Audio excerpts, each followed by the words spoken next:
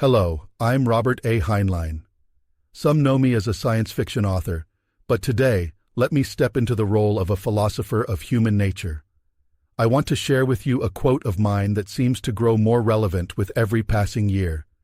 You can sway 1,000 men by appealing to their prejudices quicker than you can convince one man by logic. When I wrote this, I was reflecting on the fragility of reason in the face of emotion. Logic and critical thinking are slow, deliberate processes that require effort, self-awareness, and patience. Prejudices, on the other hand, are quick, visceral, and deeply tied to identity. They don't just bypass reason, they thrive in its absence. In my time, I saw this dynamic play out in politics, propaganda, and even religion. Leaders often found it easier to manipulate crowds by stoking fears or playing to existing biases than to engage in rational debate. The consequences were dire, leading to wars, societal divisions, and an erosion of trust in democratic institutions.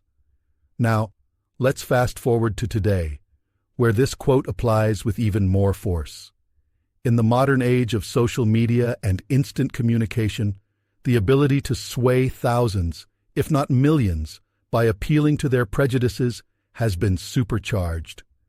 Consider the role of algorithms. Platforms like Facebook, YouTube, and Twitter are designed to amplify content that provokes strong emotional reactions: anger, outrage, fear. These emotions drive engagement, which keeps people scrolling and clicking. The result?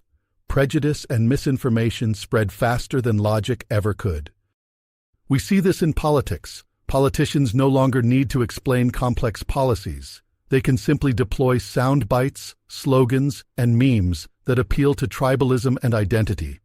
Who needs logic when prejudice, whether it's against immigrants, political opponents, or entire ideologies, can deliver votes? Even in the realm of disinformation, this quote holds true. Foreign adversaries, troll farms, and even domestic bad actors have mastered the art of weaponizing prejudices. A few emotionally charged narratives can destabilize entire societies, polarize communities, and undermine trust in institutions. Why does this work? Because logic asks people to question their assumptions. Prejudice asks them to validate them. Logic demands humility, while prejudice thrives on certainty. And for many, certainty feels safer than doubt. So, what can we do?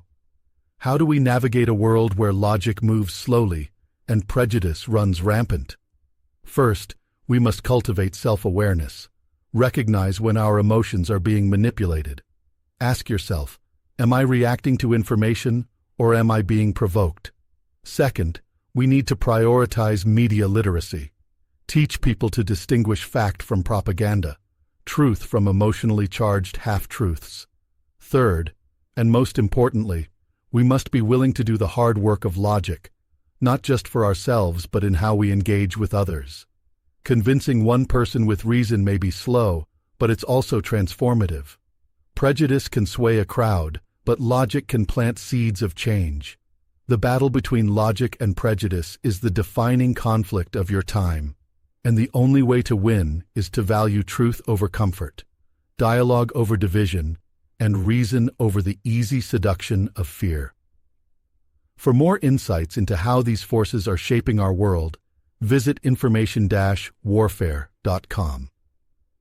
Understanding the game is the first step in changing it. And let's not forget, while it's easier to sway 1,000, convincing even one person with logic can change the world.